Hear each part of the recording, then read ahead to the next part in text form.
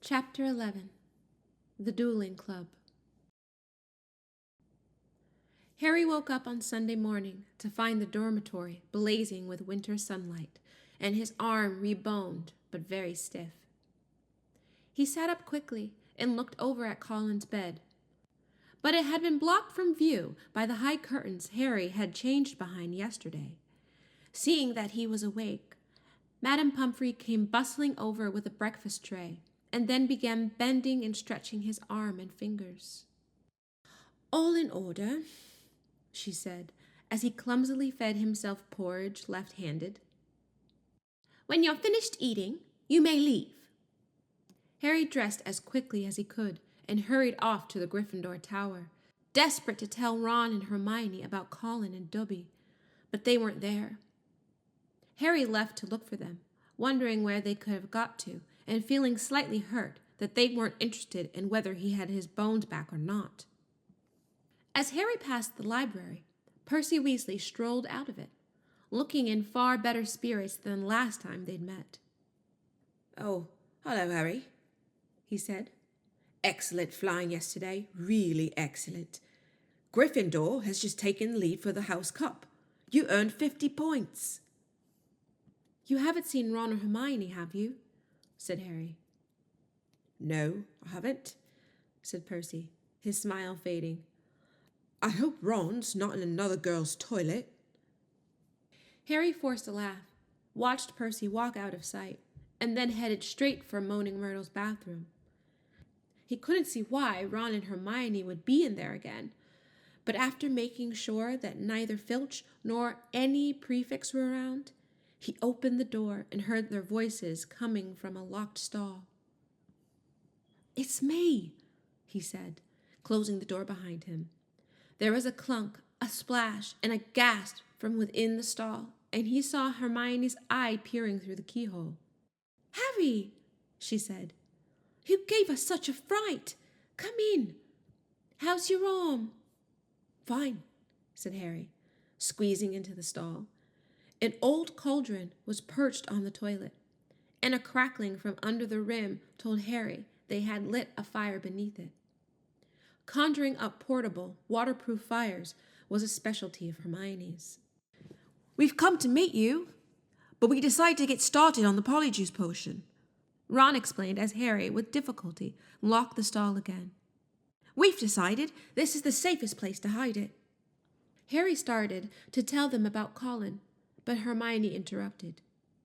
"We already know. We heard Professor McGonagall telling Professor Flitwick this morning. That's why we decided we'd better get going." "The sooner we get a confession out of Malfoy, the better," snarled Ron. "Do you know what I think? He was in such foul temper after the Quidditch match, he took it out on Colin." "There's something else," said Harry, watching Hermione tear bundles of knotgrass and throwing them into the potion. "Dobby came to visit me in the middle of the night." Ron and Hermione looked up, amazed. Harry told them everything Dobby had told him, or hadn't told him. Hermione and Ron listened with their mouths open. "The Chamber of Secrets has been opened before?" Hermione said. "That settles it," said Ron in a triumphant voice. "Lucius Malfoy must have opened the chamber when he was at school here, and now he's told dear old Draco how to do it. It's obvious. Wish Dobby told you what kind of monster's in there, though. I want to know how come nobody's noticed it sneaking around the school." "Maybe it can make itself invisible," said Hermione, prodding leeches at the bottom of the cauldron. "Or maybe it can disguise itself, pretend to be a suit of armor or something. I've read about chameleon ghouls." "You've read too much, Hermione," said Ron, pouring dead loose wigs on top of the leeches. He crumbled up the empty loose wig bag and looked at Harry. "So, Dobby stopped us from getting on the train and broke your arm?" He shook his head. "You know what, Harry? If he doesn't stop trying to save your life, he's going to kill you." The news that Colin Creevey had been attacked and was now lying as though dead in the hospital wing had spread through the entire school by Monday morning. The air was suddenly thick with rumor and suspicion. The first years were now moving around the castle in tight-knit groups, as they were scared they would be attacked if they ventured forth alone. Jeanie Weasley, who sat next to Colin Creevey in Charms, was distraught, but Harry felt that Fred and George were going the wrong way about cheering her up. They were taking turns covering themselves with fur or boils and jumping out at her from behind statues. They only stopped when Percy, apoplectic with rage, told them he was going to write to Mrs. Weasley and tell her Jeanie was having nightmares. Meanwhile, hidden from the teachers, a roaring trade of talismans, amulets, and other protective devices were sweeping the school. Neville Longbottom bought a large, evil-smelling green onion, a pointed purple crystal, and a rotting newt tail before the other Gryffindor boys pointed out that he was in no danger. He was a pureblood, and therefore unlikely to be attacked. "They went for Phyllis first," Neville said, his round face fearful. "And everybody knows I'm almost a squib." In the second week of December, Professor McGonagall came around as usual, collecting names of those who would be staying at school for Christmas. Harry, Ron, and Hermione signed her list. They had heard that Malfoy was staying, which struck them as very suspicious. The holidays would be the perfect time to use the Polyjuice potion and try to worm a confession out of him. Unfortunately, the potion was only half finished, and they still needed the bicorn horn and boomslang skin, and the only place where they were going to get them was from Snape's private stores. Harry privately felt he'd rather face Slytherin's legendary monster than let Snape catch him robbing his office. "What we need," said Hermione briskly, as Thursday afternoon's double potions lesson loomed near, "is a diversion. Then one of us can sneak into Snape's office and take what we need." Harry and Ron looked at her nervously. "I think I'd better do the actual stealing," Hermione continued in a matter-of-fact tone. "You two will be expelled if you get into any more trouble, and I've got a clean record. So, all you need to do is cause enough mayhem to keep Snape busy for 5 minutes or so." Harry smiled feebly. Deliberately causing mayhem in Snape's potions class was about as safe as poking a sleeping dragon in the eye. Potions lessons took place in one of the large dungeons. Thursday afternoon's lessons proceeded in the usual way. 20 cauldrons stood steaming before the wooden desks, on which stood brass scales and jars of ingredients. Snape prowled through the fume, making waspish remarks about the Gryffindors' work, while the Slytherin snickered appreciatively.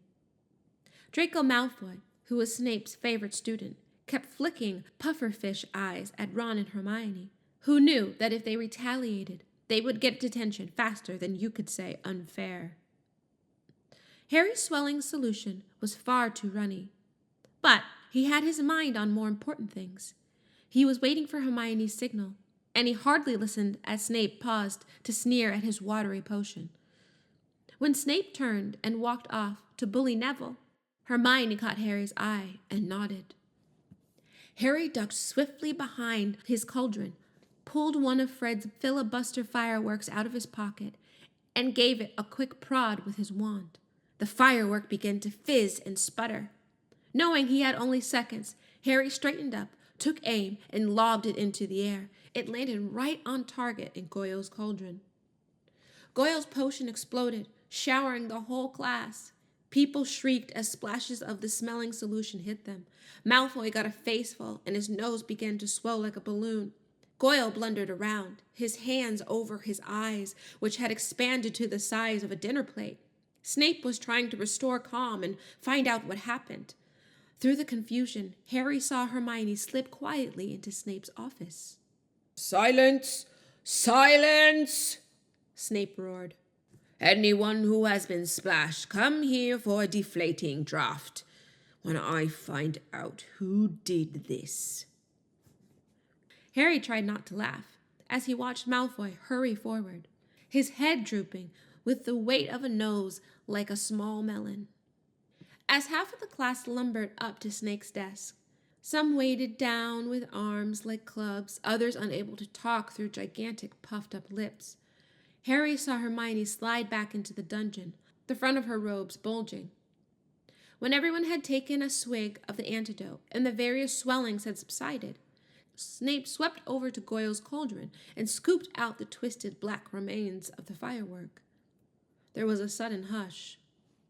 "If ever I find out who threw this," Snape whispered, "I shall make sure that person is expelled." Harry arranged his face into what he hoped was a puzzled expression. Snape was looking right at him, and the bell that rang 10 minutes later could not have been more welcome. "He knew it was me," Harry told Ron and Hermione as they hurried back to Moaning Myrtle's bathroom. "I could tell." Hermione threw the new ingredients into the cauldron and began to stir feverishly. "It'll be ready in 2 weeks," she said happily. "Snape can't prove it was you," said Ron reassuringly to Harry. "What could he do?" "Knowing Snape, something foul," said Harry as the potion frothed and bubbled. A week later, Harry, Ron, and Hermione were walking across the entrance hall when they saw a small knot of people gathered around the notice board, reading a piece of parchment that had just been pinned up. Seamus Finnegan and Dean Thomas beckoned them over, looking exciting. "They're starting a dueling club," said Seamus. "First meeting tonight." "I wouldn't mind dueling lessons. They might come in handy one of these days." "What? You reckon Slytherin's monster can duel?" said Ron, but he too read the sign with interest. "Could be useful," he said to Harry and Hermione as they went into dinner. "Shall we go?" Harry and Hermione were all for it, so at 8 o'clock that evening they hurried back to the great hall. The long dining tables had vanished, and a golden stage had appeared along one wall, lit by thousands of candles floating overhead.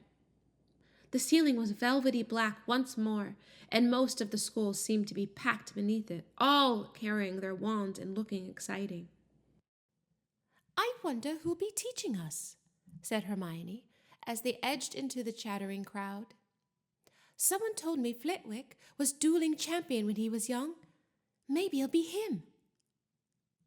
"As long as it's not," Harry began, but he ended on a groan.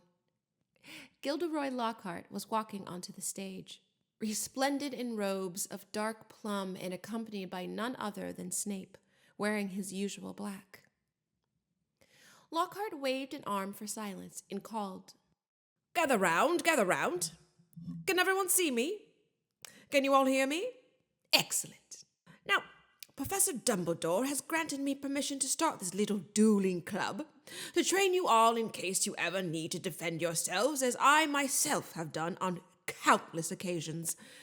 For full details, see my published works.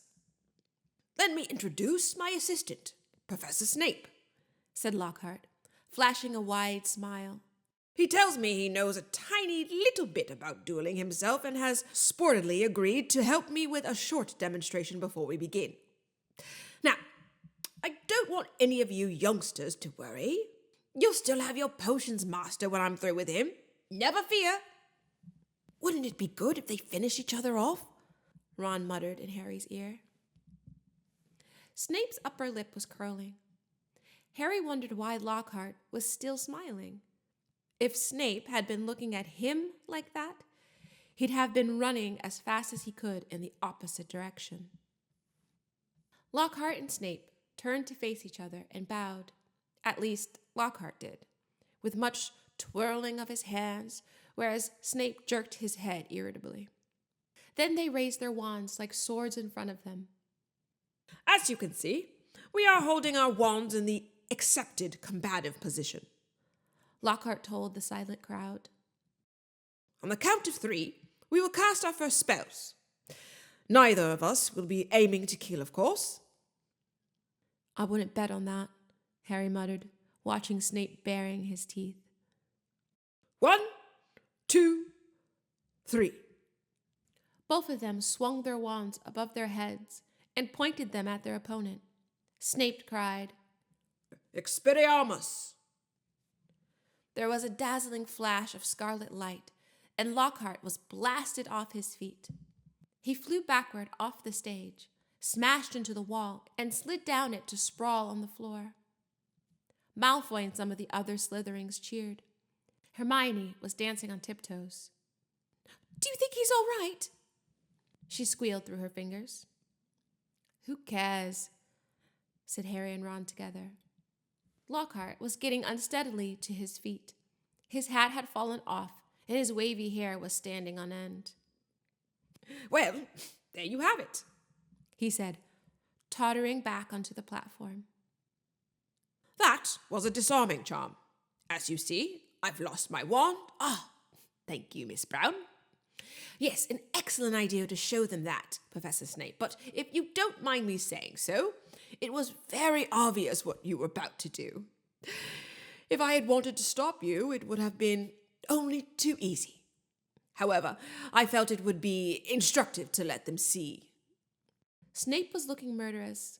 Possibly Lockhart had noticed, because he said, Enough demonstrating. I'm going to come amongst you now and put you all into pairs. Professor Snape, if you'd like to help me. They moved through the crowd, matching up partners. Lockhart teamed Neville with Justin Finch Fletchley, but Snape reached Harry and Ron first. Time to split up the dream team, I think, he sneered. Weasley, you can partner with Finnegan. Potter? He moved automatically toward Hermione. I don't think so, said Snape, smiling coldly. Mr. Malfoy, come over here. Let's see what you make of famous Harry Potter. And you, Miss Granger, you can partner with Miss Bulstrode. Malfoy strutted over, smirking. Behind him walked a Slytherin girl who reminded Harry of a picture he'd seen in Holidays with Hags. She was large and square, and her heavy jaw jutted aggressively. Hermione gave her a weak smile that she did not return. Face your partners, called Lockhart, back on the platform. And bow. Harry and Malfoy barely inclined their heads, not taking their eyes off each other. Wands at the ready, shouted Lockhart. When I count to 3, cast your charms to disarm your opponents. Only to disarm them. We don't want any accidents. 1, 2, 3. Harry swung his wand high, but Malfoy had already started on 2. His spell hit Harry so hard, he felt as though he'd been hit over the head with a saucepan. He stumbled, but everything still seemed to be working, and wasting no more time, Harry pointed his wand straight at Malfoy and shouted, Rictus Sempra! A jet of silver light hit Malfoy in the stomach, and he doubled over, wheezing. I said disarm only, Lockhart shouted in alarm over the heads of the battling crowd. As Malfoy sank to his knees, Harry had hit him with a tickling charm, and he could barely move for laughing. Harry hung back, with a vague feeling it would be unsporting to bewitch Malfoy while he was on the floor. But this was a mistake.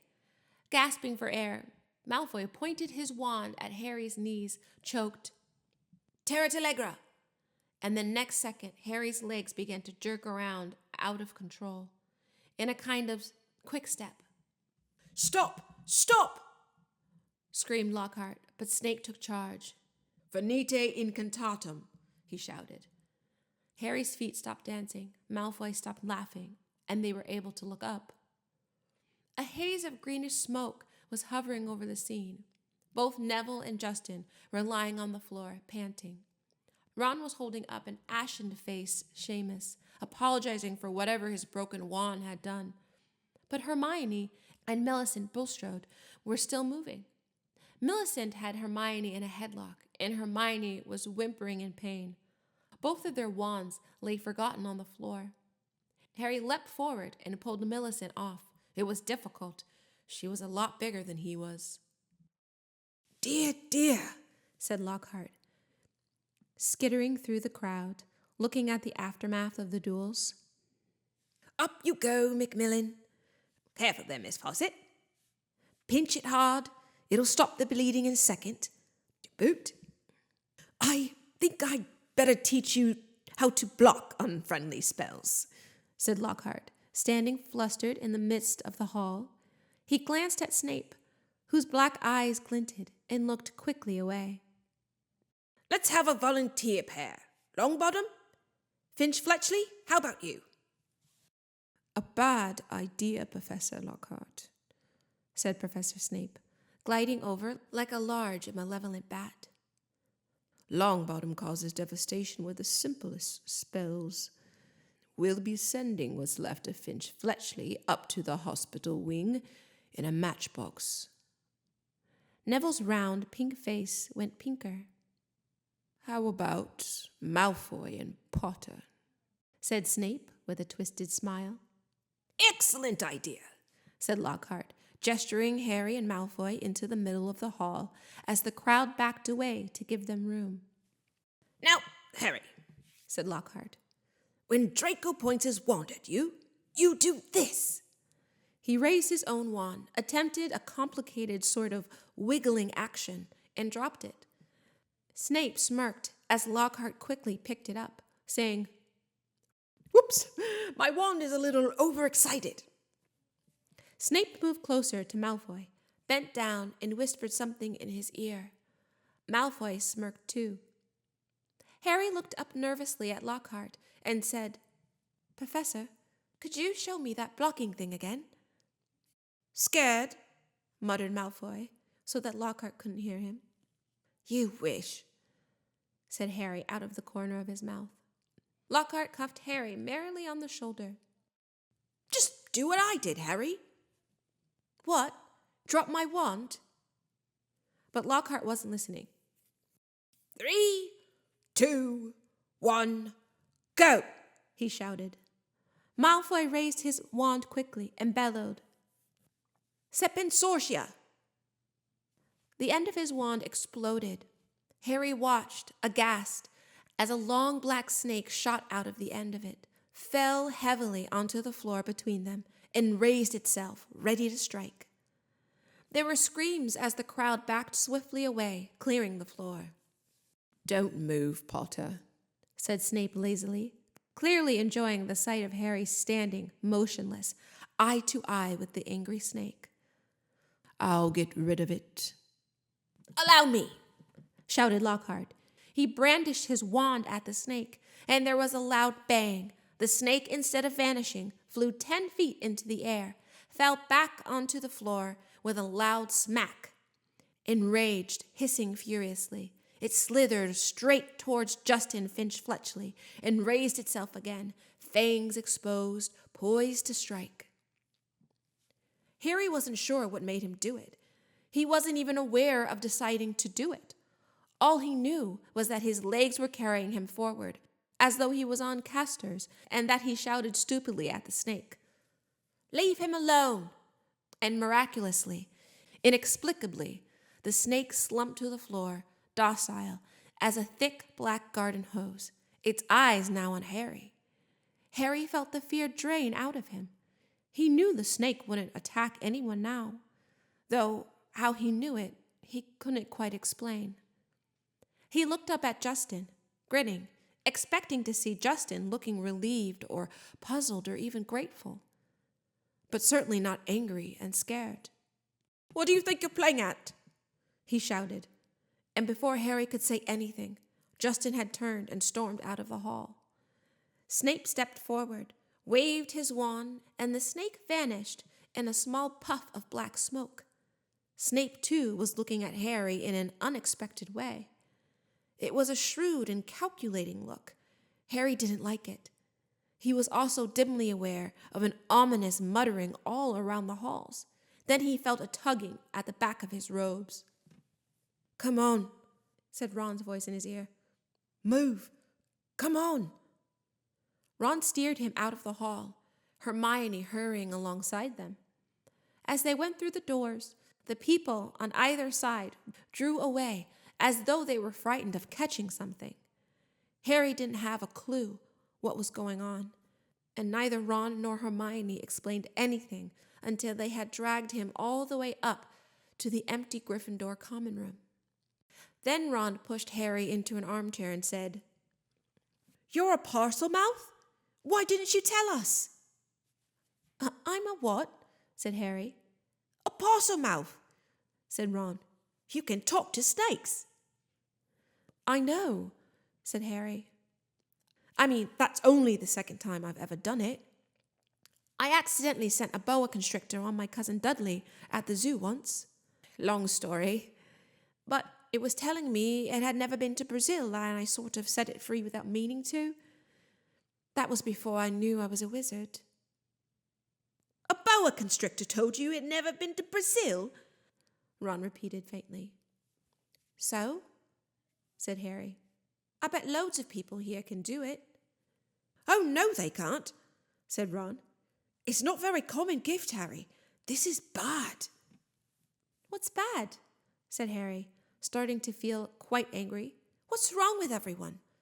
Listen, if I hadn't told that snake not to attack Justin..." "Oh, so that's what you said to it." "What do you mean? You were there. You heard me." "I heard you speak parcel tongue," said Ron. "Snake language. You could have been saying anything. No wonder Justin panicked.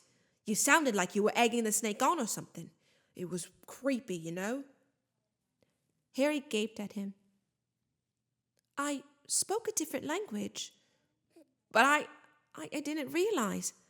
How can I speak a language without knowing I can speak it?" Ron shook his head.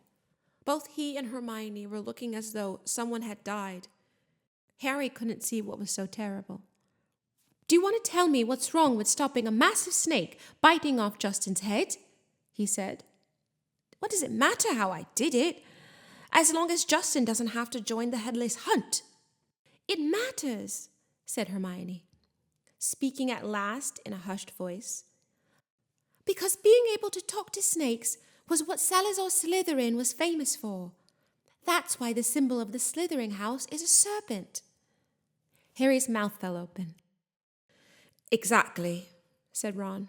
"And now the whole school's going to think you're his great-great-great-grandson or something."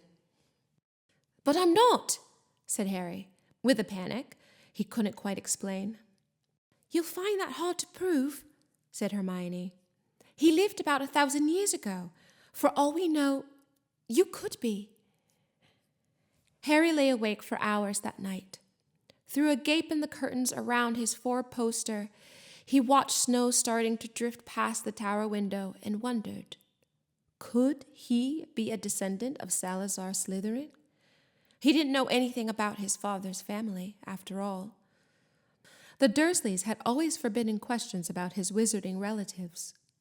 Quietly, Harry tried to say something in Parseltongue. The words wouldn't come. It seemed he had to be face to face with a snake to do it. "But I'm a Gryffindor," Harry thought. "The Sorting Hat wouldn't have put me here if I had Slytherin blood." "Ah," said a nasty little voice in his brain. "But the Sorting Hat wanted to put you in Slytherin, don't you remember?" Harry turned over. He'd see Justin the next day in herbology, and he'd explained that he'd been calling the snake off, not egging it on, which, he thought angrily, pummeling his pillow, any fool should have realized. The next morning, however, the snow that had begun in the night had turned into a blizzard so thick that the last herbology lesson of the term was canceled.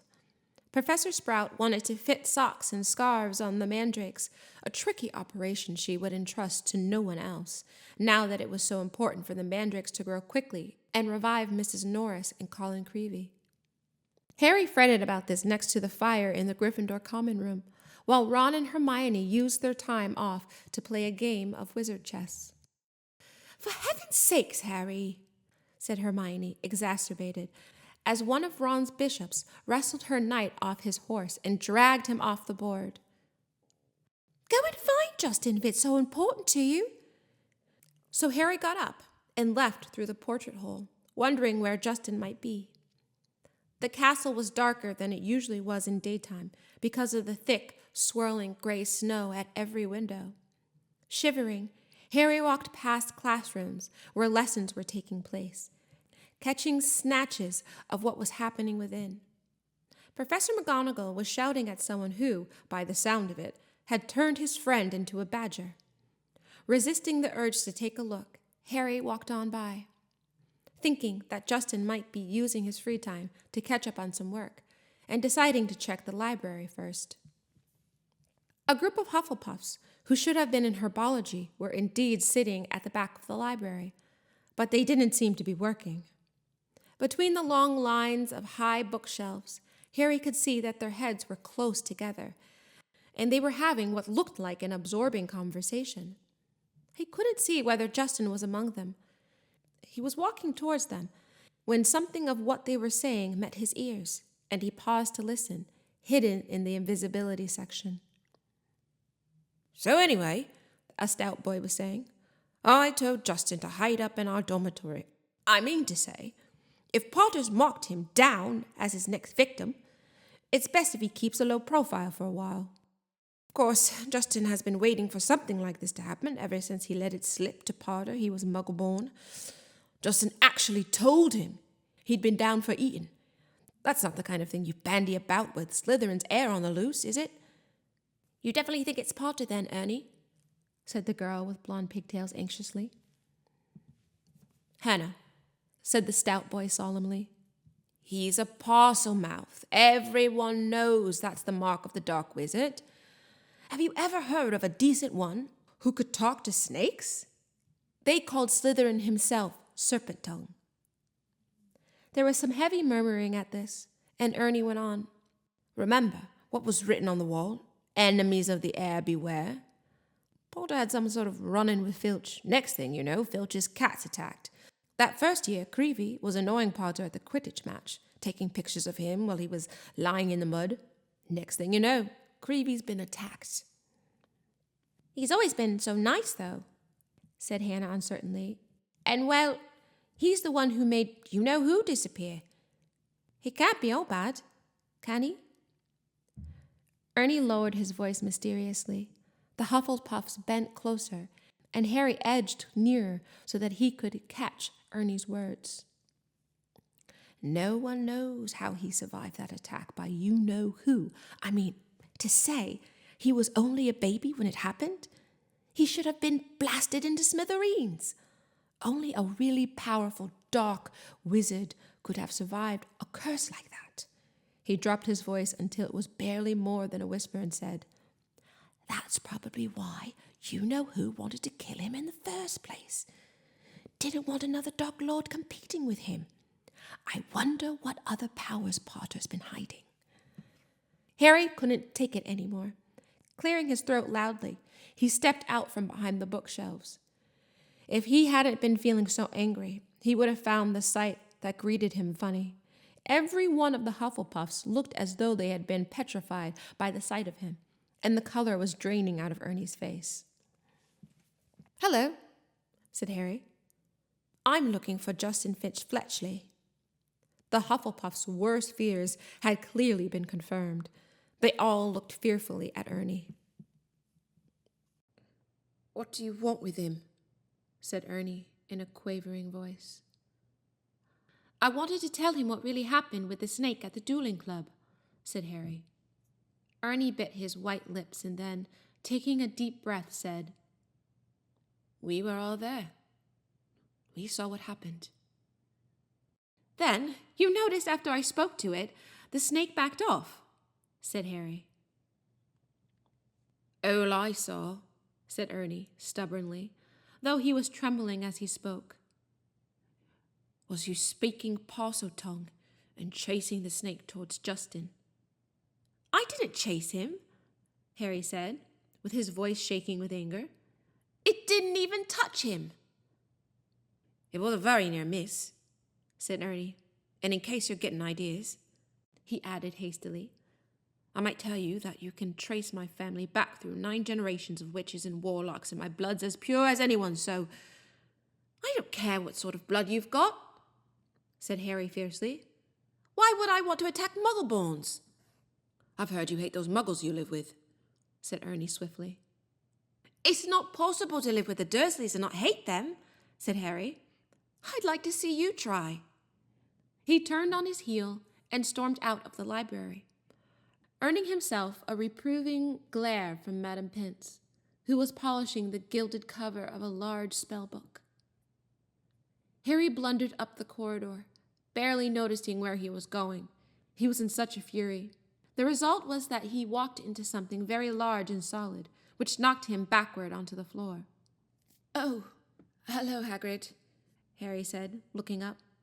Hagrid's face was entirely hidden by a woolly, snow-covered balaclava, but he couldn't possibly be anyone else, as he filled most of the corridor in his moleskin overcoat. A dead rooster was hanging from one of his massive gloved hands. "All right, Harry," he said, pulling up the balaclava so he could speak. "Why aren't you in class?" "Cancelled," said Harry, getting up. "What are you doing in here?" Hagrid held up the limp rooster. "Second one killed this term," he explained. "It's either foxes or a blood-sucking bugbear, and I need the headmaster's permission to put a charm around the hen coop." He peered more closely at Harry from under his thick, snow-flecked eyebrows. "You sure you're all right? You look all hot and bothered."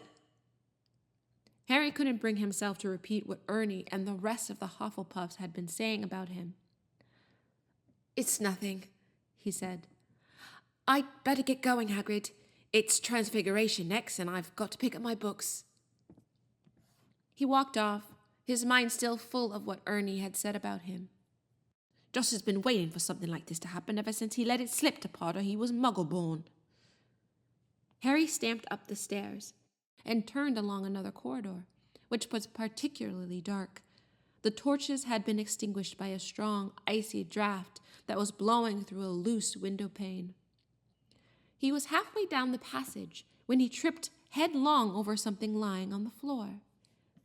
He turned to squint at what he'd fallen over and felt as though his stomach had dissolved. Justin Finch Fletchley was lying on the floor, rigid and cold, a look of shock frozen on his face, his eyes staring blankly at the ceiling. And that wasn't all. Next to him was another figure, the strangest sight Harry had ever seen. It was nearly headless Nick, no longer pearly white and transparent, but black and smoky, floating immobile and horizontal 6 inches off the floor. His head was halfway off, and his face wore an expression of shock identical to Justin's. Harry got to his feet, his breathing fast and shallow, his heart doing a kind of drum roll against his ribs. He looked wildly up and down the deserted corridor and saw a line of spiders scuttling as fast as they could away from the bodies. The only sound were muffled voices of teachers from the classes on either side. He could run, and no one would ever know he had been there. But he couldn't just leave them lying here. He had to help. Would anyone believe he hadn't had anything to do with this? As he stood there, panicking, a door right next to him opened with a bang. Peeves, the poltergeist, came shooting out. "Why, it's Potty wee Potter!" cackled Peeves, knocking Harry's glasses askew as he bounded past him. "What's Potter up to? Why's Potter lurking?" Peeves stopped, halfway through a mid-air somersault. Upside down, he spotted Justin and nearly headless Nick. He flipped the right way up, filled his lungs, and before Harry could stop him, he screamed, "Attack! Attack! Another attack! No mortal or ghost is safe! Run for your lives! Attack!" Crash, crash, crash. Door after door flew open along the corridor, and people flooded out. For several long minutes, there was a scene of such confusion that Justin was in danger of being squashed, and people kept standing in nearly headless Nick. Harry found himself pinned against the wall as teachers shouted for quiet. Professor McGonagall came running, followed by her class, one of whom still had black and white striped hair. She used her wand to set off a loud bang, which restored silence and ordered everyone back into their classes. No sooner had the scene cleared somewhat when Ernie the Hufflepuff arrived, panting on the scene. "Caught in the act!" Ernie yelled, his face stark white, pointing his finger dramatically at Harry. "That will do, Macmillan," said Professor McGonagall sharply. Peeves was bobbing overhead, now grinning wickedly, surveying the scene. Peeves always loved chaos. As the teachers bent over Justin and Nearly Headless Nick, examining them, Peeves broke out in song. Oh, Potter, you rotter, oh, what have you done? You're killing off students, you think it's been fun. "That's enough, Peeves," barked Professor McGonagall, and Peeves zoomed away backward, with his tongue out at Harry.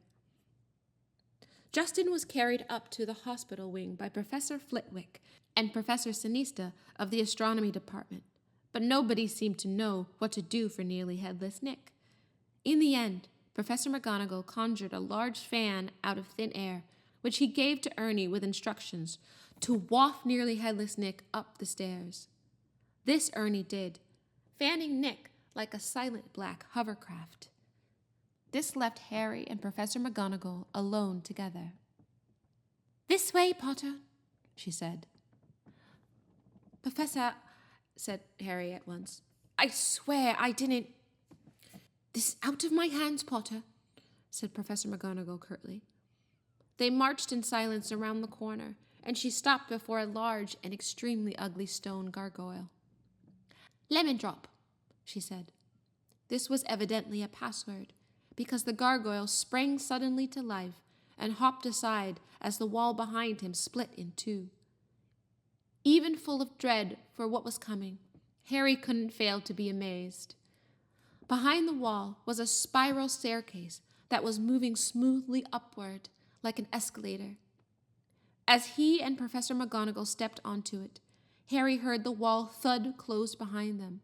They rose upward in circles, higher and higher, until at last, slightly dizzy, Harry saw a gleaming oak door ahead, with a brass knocker in shape of a griffin.